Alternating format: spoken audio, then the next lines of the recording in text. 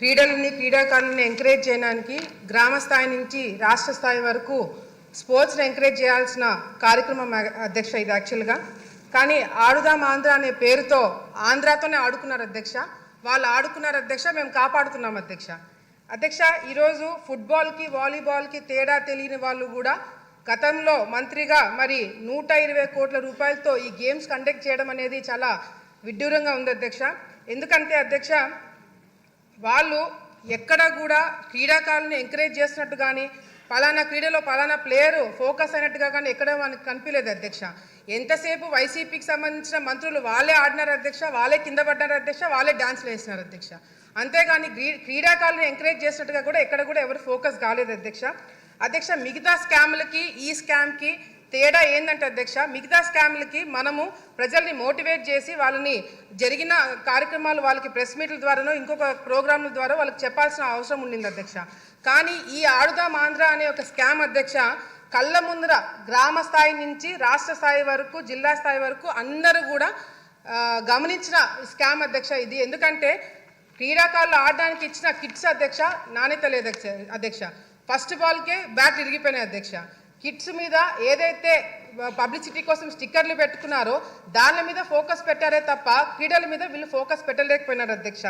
అంతేకాకుండా అధ్యక్ష ఈ మెయిన్ కాన్సెప్ట్ వచ్చేసి సచివాలయం నుంచి గ్రామ స్థాయి నుంచి మండల స్థాయి నుంచి జిల్లా స్థాయి నుంచి రాష్ట్ర స్థాయి నుంచి గేమ్స్ కండక్ట్ చేసి ఆ గేమ్స్ ద్వారా వచ్చిన వాళ్ళకి food, transport, accommodation, kits, ground arrangements ఇవన్నీ కూడా చూసుకోవడానికి దాదాపుగా 120 కోట్ల రూపాయలు ఖర్చు పెట్టారు అధ్యక్ష. ఇందులో గేమ్స్ వచ్చేసి అధ్యక్ష kabaddi, kho kho, badminton, cricket, volleyball for men and women అధ్యక్ష. ఇక్కడ మిస్యూజ్మెంట్ ఆఫ్ ఫండ్స్ ఎక్కడ జరిగినాయంటే అధ్యక్ష ఇప్పుడు మేము అడిగిన క్వశ్చన్లకు కూడా ఎక్కడైనా అవినీతి జరిగిందా దాని డీటెయిల్స్ అడిగినాం అధ్యక్ష. మంత్రి గారు కేవలం ఎక్కడెక్కడ ఖర్చు పెట్టారో దాని గురించి డీటెయిల్స్ ఇచ్చారే తప్ప ఎక్కడ అసలు అవినీతి జరిగిందా లేదా అనే క్లారిటీ కూడా మాకు ఇంకా ఇవ్వలేదు అధ్యక్ష. మిస్యూజ్మెంట్ ఆఫ్ ఫండ్స్ ఎక్కడ జరిగినాయంటే అధ్యక్ష ఫేక్ వాలంటీర్ల ద్వారా ఫేక్ ఆధార్ కార్డులు తీసుకొని రిజిస్ట్రేషన్స్ చేయించుకోవడం జరిగింది అధ్యక్ష. కిట్స్ ఏదైతే ఉన్నాయో అవి ఫేక్ కిట్స్ అధ్యక్ష, నాణ్యత లేని కిట్స్ ఇవ్వడం జరిగింది అధ్యక్ష.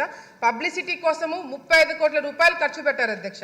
కేవలం ఈ స్టిక్కర్లకి అదేవిధంగా సోషల్ మీడియాకి హోర్డింగ్స్కి 35 కోట్ల రూపాయలు ఖర్చు పెట్టడం జరిగింది అధ్యక్ష. విన్ అయిన వాళ్ళకి అధ్యక్ష ఎవరైతే గెలిచారో first prize, second prize, third prize వాళ్ళకి డబ్బులు ఇస్తామని 12 కోట్ల రూపాయలు ఖర్చు పెట్టారని చెప్పారు అధ్యక్ష. వాళ్ళకి ఇంకా అకౌంట్లలో చాలా మందికి డబ్బులు పడలేదు అధ్యక్ష ఇంతవరకు కూడా. అదేవిధంగా అధ్యక్ష విశాఖపట్నంలో క్లోజింగ్ సెరమనీ అంటే అధ్యక్ష ఫస్ట్ 2 కోట్ల రూపాయలు శాంక్షన్ చేయించారు అధ్యక్ష. అది సరిపోతున్నట్టు మళ్ళీ ఒక 3-4 కోట్ల రూపాయలు శాంక్షన్ చేయించుకొని అధ్యక్ష చాలా పెద్దగా చేశామని చెప్పి మరి వాళ్ళ రిపోర్ట్లోనే లేజర్ షోస్ అంటే అధ్యక్ష ఫారెన్ నుంచి ఆర్టిస్టులను పిలిపించారు అధ్యక్ష. మరి ప్రైవేట్ సెక్యూరిటీని పెట్టుకున్నారంట అధ్యక్ష. మన రాష్ట్రంలో మన కళాకారులు ఉండగా ఇతర దేశాల నుంచి కళాకారులు ఎందుకు పిలిపించారనేది కూడా మాకు కూడా అర్థం కావట్లేదు అధ్యక్ష. మరి అదేవిధంగా ప్రైవేట్ సెక్యూరిటీ ఎందుకు పెట్టుకున్నారో అర్థం కావట్లేదు అధ్యక్ష. గవర్నమెంట్ ప్రోగ్రామ్కి ప్రైవేట్ సెక్యూరిటీ వాళ్ళని ఎందుకు నియమితం చేసుకున్నారు అనేది కూడా క్లారిటీ ఇవ్వాల్సిన అవసరం ఉంది అధ్యక్ష. వీళ్ళు ఇచ్చిన ఫైనల్ రిపోర్ట్లోనే అధ్యక్ష విలేజ్ సచివాలయంలో 15,000 సచివాలయం పార్టిసిపేట్ చేస్తే 35 లక్షల మంది ఆడియన్స్ చూడడానికి వచ్చారంట అధ్యక్ష. మండల స్థాయిలో 753 మండలాలు పార్టిసిపేట్ చేస్తే దాదాపుగా 4 లక్షల మంది చూడడానికి వచ్చారు అధ్యక్ష. డిస్ట్రిక్ట్ లెవెల్లో జరిగిన దానికి 90,000 మంది ఆడియన్స్ వచ్చారంట అధ్యక్ష. మరి విశాఖపట్నంలో అధ్యక్ష 35,000 మందితో ఆడియన్స్ తోటి ప్రోగ్రామ్ చేశారంటే అధ్యక్ష. ఆ ప్రోగ్రామ్కి మాత్రం జగన్మోహన్ రెడ్డి గారు రాలేదు అధ్యక్ష. క్లోజింగ్ సెరమనీకి కూడా రాలేదంట, ఆయనకి టైం కూడా లేదు అధ్యక్ష. అంతేకాకుండా అధ్యక్ష నేను శాప్ చైర్మన్ గారు మరి రవి నాయుడు గారితో మాట్లాడారు అధ్యక్ష. నేను ఆయనతోటి మాట్లాడినప్పుడు కూడా ఆయన ఒకటే ప్రశ్న అడిగినారు అధ్యక్ష.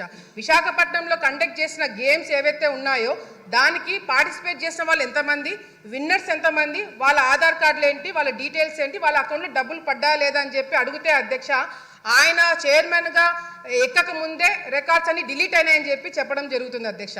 ఇది చాలా చాలా దారుణం అధ్యక్ష. దీని మీద కంపల్సరీ ఎంక్వైరీ పెట్టించాలి అధ్యక్ష.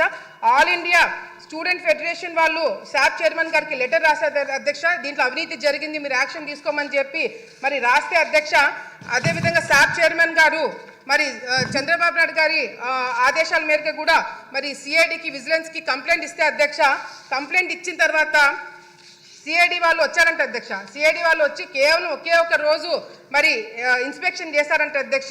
ఈనాడులో ఫ్రంట్ పేజ్లో వచ్చింది అధ్యక్ష. ఆంధ్రప్రదేశ్ అక్రమాలపై విచారణ తూచని చెప్పి ఈనాడులో వచ్చింది అధ్యక్ష. ఒక్కరోజు ఇన్వెస్టిగేషన్ నిజంగా జరిగిందా, అసలు సిఐడి వాళ్ళు ఈ కేసు టేకప్ చేస్తారా అనేది కూడా మరి మంత్రి గారు క్లారిటీ ఇవ్వాలి అధ్యక్ష. మెయిన్గా అధ్యక్ష ఈరోజు ముఖ్యంగా అధ్యక్ష ఇది 120 కోట్ల రూపాయలు స్కామ్ కాదు అధ్యక్ష. దాదాపుగా నాకు వచ్చిన ఇన్ఫర్మేషన్ మేము డెప్త్గా వెళ్ళి కనుక్కుంటే అధ్యక్ష దాదాపుగా 400 కోట్ల రూపాయలు స్కామ్ జరిగిందనేది కూడా బయటికి వస్తుంది అధ్యక్ష ఎంక్వైరీ పెట్టిస్తే. ఎందుకంటే కేవలము శాప్ తరపు నుంచి స్పోర్ట్స్ అథారిటీ నుంచి కాకుండా అధ్యక్ష డిస్ట్రిక్ట్ ఫండ్స్ కూడా దీనిలో వాడినారని చెప్పి మాకు ఇన్ఫర్మేషన్ వచ్చింది అధ్యక్ష. దీని మీద దృష్టి పెట్టాలని చెప్పి కూడా కోరుకుంటూ మరి వైసీపీ నాయకులు బయట వాళ్ళ కొద్దీ వాళ్ళే క్లీన్ చిట్లు ఇచ్చుకుంటున్నారు అధ్యక్ష. అవినీతి జరగలేదని వాళ్ళే ప్రెస్ మీట్లు పెట్టుకొని చెప్పుకుంటున్నారు అధ్యక్ష. దీని మీద మంత్రి గారు క్లారిటీగా అవినీతి జరిగిందా లేదా, లేకపోతే ఎంక్వైరీ పెట్టిస్తున్నారా లేదా అనేది కూడా క్లారిటీగా చెప్పాలని చెప్పి కూడా కోరుకుంటున్నారు అధ్యక్ష.